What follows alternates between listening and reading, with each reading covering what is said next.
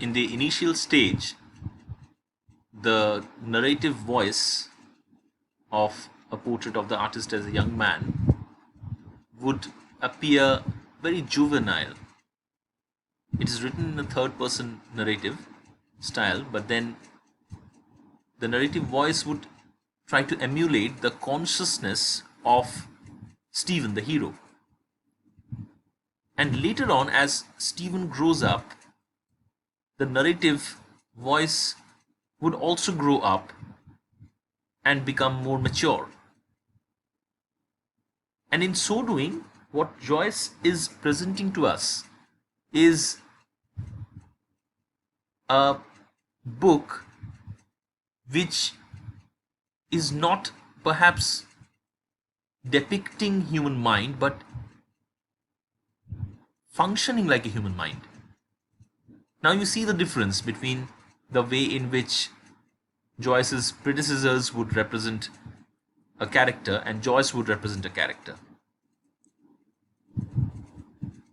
So, in stream of consciousness, as the term goes, the human mind appears to be a stream. It flows in a very unreasonable manner from one consciousness or one particular perception. You move on to another perception in a seamless way. This movement is represented in a very seamless manner. While that is not the case in a realist work, a work which tries to focus on the external events as well as does a psychological study by giving the readers some insights into the psychological complexities or the unconscious motivations of its characters. For James Joyce, Wolfe Faulkner, and say Henry James and others, the characters are like networks of consciousness, and this network is very, very fluid in nature. There is no central thing to it. There is no central element to it. It flows in a never-ending manner.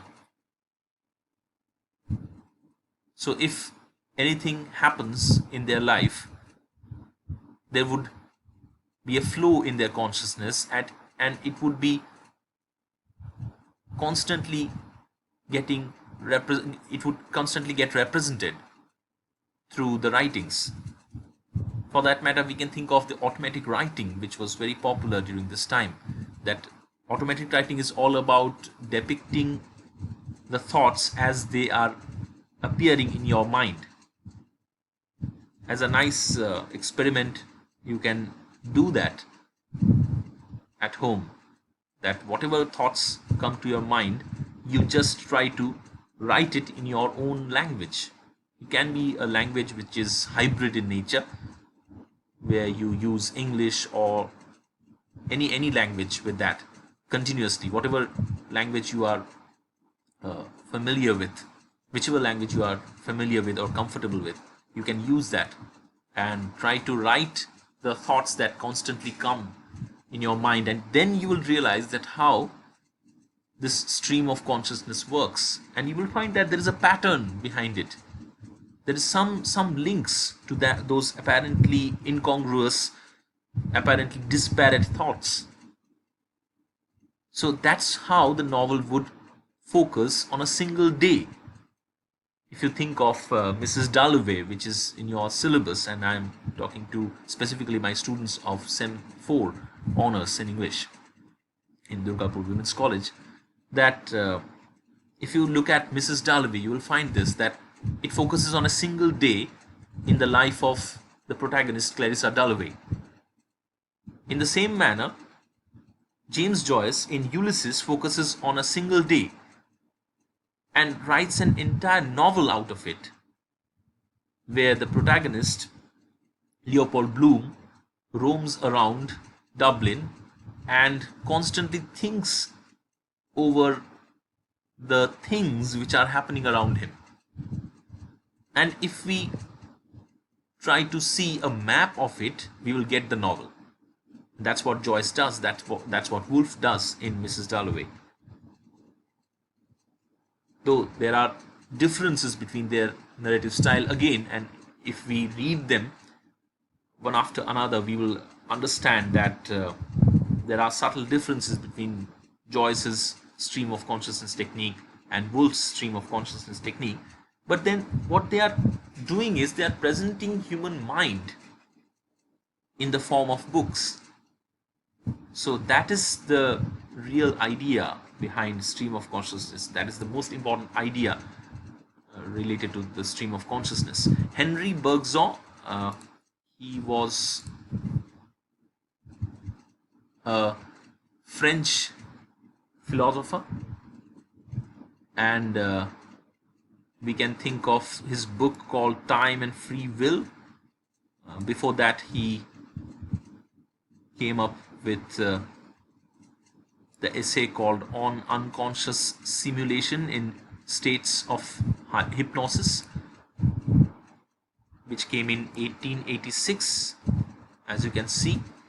So this is a nice site which talks about the philosophical ideas of almost all the important philosophers about whom you need to know in the Western paradigm.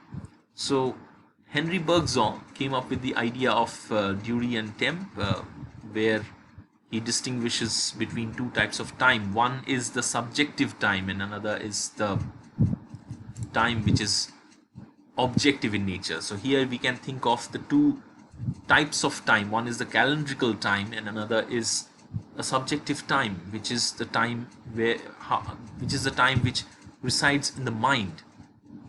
Now you will understand this if you think of a class which is extremely boring in nature, and when you are attending that class you feel like it is not having any end, as if time has stopped, and you cannot escape that, right? So, and there are certain classes or certain movies perhaps you watch, or probably you do something which you like the most, and when you are doing that, or when you are attending a very, very interesting class, you'll realize that, well, time flies. The time of that particular work or particular class was very, very less. Now what is happening actually? The calendrical time in both the cases are similar. So the calendrical times are similar, but still, since you perceived the two things in different ways, the percepted time, the time that you perceived, the perceived time was different. Now, in this way, you understand that there is a difference between the calendrical time and the subjective time, or the perceived time that you have. And this very idea of time suited to the notions of modernist writing, because they were dealing with a time, a period, which, as you must have realized if you have watched my video on modernity and then the World War, the First World War specifically. The links to the videos are in the description, the description of this video. You will realize that how the very history which they were trying to depict or trying to address was in a state of flux, and it was extremely troubled in nature, and hence the lack of coherence which you will find in modernist writing, the fragmented nature of narration, be it The Wasteland, be it Mrs. Dalloway, be it the love song of J. Alfred Prufrock. In all the modernist texts you will find that there is a lack of coherence in narration. And this fragmented nature of narration, this fragmented nature of representing life, suits the incoherent ways in which contemporary history functions. So that's why the modernist writers were so keen to depict the mood of contemporary time. It was chaotic time because the World War, which was unprecedented warfare, it was the first modern warfare where you have chemical weapons, you have tanks, you have submarines, you have wide-ranging cannons which would lead to mass destruction, machine guns. So all these things are giving them a sense of anxiety, a sense of fragmentation, alienation. So all these ideas came to their mind when they talked about human life. And in this way, if they could present things in an erratic manner, in a manner which is quote unquote unrealistic in nature, vis-a-vis the realist mode of narration which was popular in the 19th century, you would find that there is a justification of their writings. Now, if we try to look at the distinction between stream of consciousness and another term which is often applied to modernist way of narrating life is interior monologue. So some critics use them interchangeably. So stream of consciousness or interior monologue. But then it is useful to note that stream of consciousness is the inclusive term which denotes all diverse means employed by authors to communicate the total state and process of consciousness in a character, while interior monologue is then reserved for that species of stream of consciousness which undertakes to present to the reader the course and rhythm of consciousness precisely as it occurs in a character's mind. So stream of consciousness is the larger term and interior monologue is a subset of that domain of stream of consciousness. In interior monologue, the author does not intervene at all, and it is, you can say, a radical form of stream of consciousness technique. It is sometimes described as the exact presentation of the process of consciousness, the automatic writing that I was talking about a few moments back can be thought of here. But because sense perceptions, mental images, feelings, and some aspects of thought itself are non-verbal, it is clear that the author can present these elements only by converting them into some sort of verbal equivalent. So some sort of method is there in the madness that you can find in the modernist writing. So apparently incoherent, but there is an order. So do not think that they were really spontaneously writing about these things. There is a method in madness, as they say, that when Joyce is writing about Stephen's consciousness in A Portrait of the Artist as a Young Man, or Leopold Bloom's monologues are coming in front of you when you are reading Ulysses, or Molly Bloom's monologue is coming, which is quite erratic in nature in Ulysses.